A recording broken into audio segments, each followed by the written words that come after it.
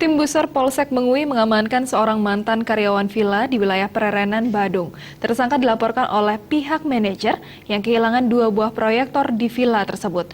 Akibat perbuatan tersangka, pihak villa mengalami kerugian mencapai 35 juta rupiah.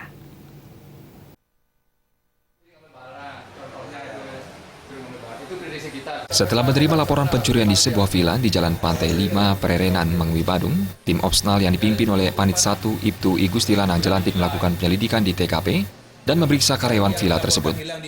Dari hasil penyelidikan, petugas mencurigai seorang karyawan yang sudah berhenti bekerja beberapa waktu lalu.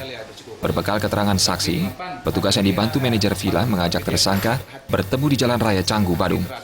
Saat tersangka tiba di lokasi, petugas langsung menangkap tersangka dan menginterogasinya. Tersangka pun mengaku telah mencuri 1 unit proyektor di villa tersebut dan menitipkan barang curian di rumah pamannya di Jalan Pedungan, Denpasar Selatan. Namun menurut manajer villa, pihaknya telah kehilangan 2 unit proyektor. Tersangka kemudian diamankan ke Polsek Mengui untuk penyelidikan lebih lanjut. Akibat perbuatan tersangka, korban mengalami kerugian yang mencapai 35 juta rupiah. Korban pada saat itu mengecek barangnya yang ditaruh di villa. Tidak ada indikasi yang dicurigai. Kita kaitkan dengan hasil penyelidikan di lapangan yang mengarah identitas maupun ciri-ciri kita temukan, kita duga berdasarkan dari bukti petunjuk dari keterangan kita, saksi-saksi kita periksa di lapangan, anggota kami berupaya atas nama ini mencari.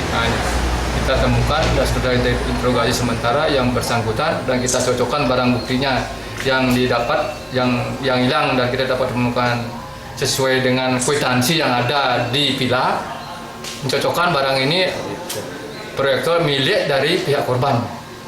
Dan dia setelah kita konfirmasi, dia mengakui saya yang mengambil barang di sana. Itu kuncinya.